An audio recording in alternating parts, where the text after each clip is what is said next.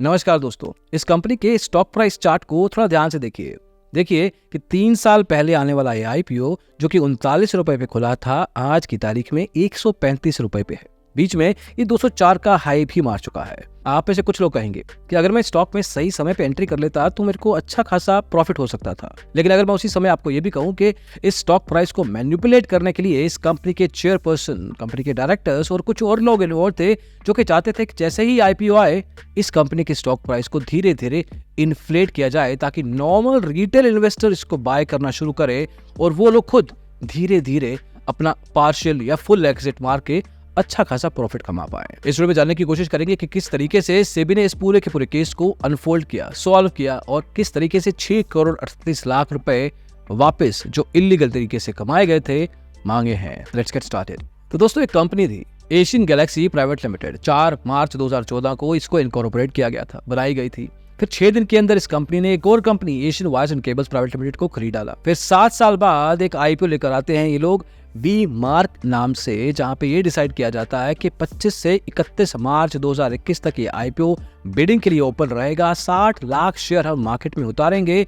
39 रुपए इसका प्राइस रखा गया और ये टोटल वैल्यू 23.9 करीब 24 करोड़ रुपए का आईपीओ मार्केट में लाया जाता है। और फाइनली ये कंपनी 9 अप्रैल 2021 को स्टॉक मार्केट पे लिस्ट हो जाती है। लेकिन इस लिस्टिंग के 1.5 साल के बाद 21 सितंबर 2022 को एक इन्वेस्टर के द्वारा सेबी को शिकायत की जाती है, जिसमें कहा जाता है कि इस कंपनी के स्टॉक प्राइस में मैनिपुलेशन हो रहा है। सेबी अपनी इन्वेस्टिगेशन शुरू करता है।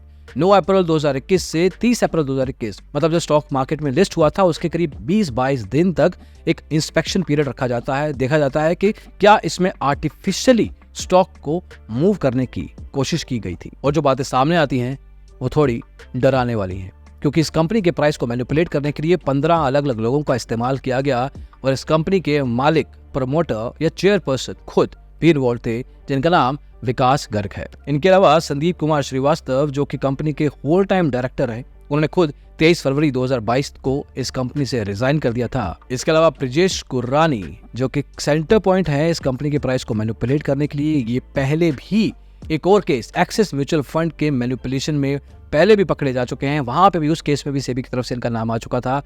इस केस में भी प्राइस को मैनिपुलेट करने के लिए ये विकास गर्ग के साथ जुड़े हुए थे। इनफैक्ट सेबी ने एक व्हाट्सएप कॉन्वर्सेशन भी निकाला है जहां पे विकास गर्ग ब्रिजेश कुरानी को मैसेज में लिख के कह रहे हैं कि आप ये सब काम कीजिए, मैनिपुलेशन कीजिए और आपका पूरा का पूरा ध्यान रखा जाएगा। एक अच्छा खासा percentage, mostly half of the profit आपकी जेब में जाएगा। और हैरानी की बात यह है कि विकास गर्ग, ब्रिजेश कुरानी, संदीप कुमार श्रीवास्तव और बिंदेश कुरानी जो कि ब्रिजेश कुरानी के भाई थे, इन चारों ने एक डॉक्यूमेंट, साइंड डॉक्यूमेंट में लिखा हुआ है कि हम चारों में एग्रीमेंट क्या है, अरेंजमेंट क्या है, हम चारों की स्टॉक को मैनिपुलेट करने की सेटिंग क्या है। हंसने वाली बात यह है कि आगे चल के डॉक्यूमेंटेशन कहीं भी इस्तेमाल नहीं की जा सकती, क्योंकि अगर कोई एक पार्टी करती वो बाकी 3 पार्टी को साथ डुबा के लेके चलती। शायद ये डॉक्यूमेंट इसलिए साइन किया गया था।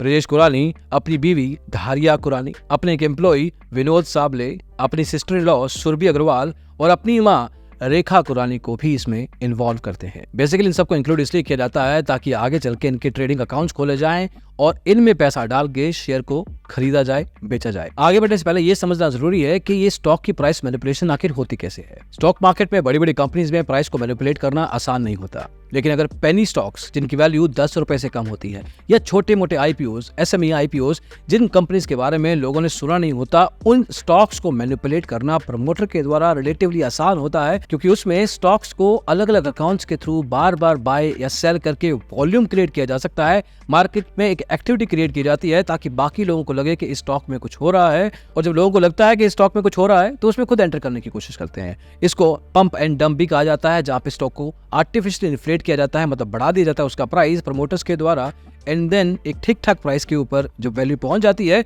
तो प्रमोटर उसमें से अपनी अच्छी खासी होल्डिंग निकाल लेता है, स्टॉक का प्राइस गिर जाता है और एक नॉर्मल रिटेल ट्रेडर उस गिरे हुए प्राइस पे उस स्टॉक को लेके बैठा रहता है। लेकिन इस केस में जहां पे व्हाट्सएप कॉन्वर्सेशंस हैं, तो देखा गया है कि एक पार्टी दूसरे को कह रही है कि स्टॉक के प्राइस को हम 39 रुपए से 100 रुपए तक भी लेके जा सकते हैं, और दूसरी पार्टी पूछती है कि आप अपना स्ट्रेटेजी या अपना प्लान बताइए कि आप किस तरह से करने वाले हैं, कितने समय में होगा, हम आगे बात करने को तैयार हैं। अब इस केस में काफी लोग इन्वॉल्व थे, लेकिन मेजरली 3 लोग इन्वॉल्व थे। पहले विकास गर्ग, कंपनी के चेयरपर्सन मतलब मालिक। दूसरे हैं संदीप कुमार श्रीवास्तव, जो कंपनी के होल टाइम डायरेक्टर। इनका काम था कंपनी के शेयर प्राइस को सही समय पे मैनिपुलेट करवाना, लोगों को पैसा पहुंचाना, ताकि वो अपने ट्रेडिंग अकाउंट से उस कंपनी के शेयर को आईपीओ के दौरान या कुछ दिनों तक खरीदते रहें, बेचते रहें। तीसरे थे ब्रिजेश कुरानी, जो कि एक हिस्ट्री के साथ आते हैं मैनिपुलेशन में। इस केस में भी उन्होंने काफी लोगों को इन्वॉल्व किया, उनके अकाउंट्स में पैसे पहुंचाए, ट्रेडिंग करवाई, एक्चुअल में शेयर्स को बाय करा। ये सब काम ब्रिजेश कुरानी का था, ऑपरेशनली इस चीज को एक्चुअल में मैनेज करना। अब ऐसे केसेस में पैसा एक अकाउंट से दूसरे अकाउंट में बहुत जगह मूव होता है, ताकि उस पैसे से कंपनी का शेयर प्राइस अलग अलग आईपीओ एड्रेस, अलग अलग ट्रेडिंग अकाउंट आईडी से खरीदा जा सके, बेचा जा सके। बार बार ये किया जा सके ताकि मार्केट में एक एक्टिविटी बनी रहे, मार्केट में इसकी वॉल्यूम बनी रहे, और इस वॉल्यूम को फंड करने के लिए पैसा चाहिए होगा, और ये पैसा कंपनी का मालिक खुद ही अलग अलग पार्टीज तक पहुंचा रहा था। फॉर एग्जाम्पल जय किशोर सिंघल, अभी ये विकास गर्ग जो कि कंपनी के मालिक थे, उनके साथ जुड़े हुए थे। जय किशोर सिंघल ब्रिजेश को अलग अलग समय पे पैसे पहुंचा रहे थे। 13 अप्रैल 2021 को 50 लाख, 18 तारीख को 5 लाख, 19 तारीख को 9 लाख और 26 अप्रैल 2021 को जय किशोर सिंघल के ही अकाउंट से ब्रिजेश ने करीब 10 लाख रुपए के वी मार्क के शेयर खरीदे। वे सारे के सारे पैसे जैसे ही मिलते थे, जिसके पास पहुंचते थे, उसका काम था या तो वो पैसा खुद अपने पास रखना या उसमें से कुछ हिस्सा आगे कुछ पार्टी तक पहुंचा देना, ताकि उनके अकाउंट्स या खुद के अकाउंट्स के थ्रू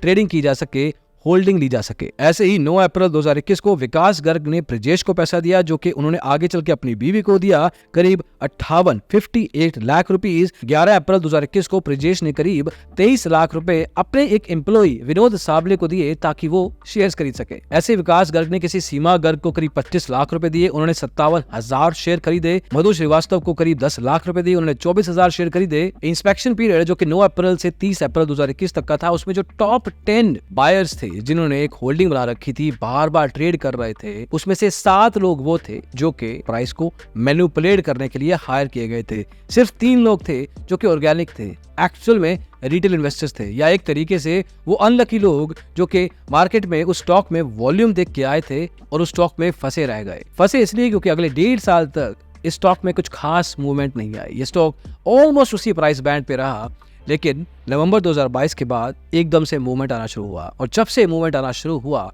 तब इन बड़े बड़े स्टेक होल्डर्स ने, जिनके पास एक अच्छा खासा स्टेक था, परसेंटेज था कंपनी में, इन्होंने इसको एग्जिट करना शुरू किया, बेचना शुरू किया, और इस बेचने में अच्छा खासा प्रॉफिट भी कमाना शुरू किया। अब इंटरेस्टिंग बात यह है कि ये एकदम से बात सामने क्यों आती है। 2 जून 2021 को ब्रिजेश कुरानी ने विकास गर्ग और संदीप कुमार श्रीवास्तव को एक ईमेल लिखा, प्रॉपर ईमेल, जिसमें कहा गया था कि देखिए किस तरीके से मैंने वी मार्क के आईपीओ के समय आपके लिए फंड रेज किए, जिसमें इन सबको आईपीओ में लेके आने का मेरा एक कमीशन बनता है, जो कि हम सब में डिस्कस हुआ था।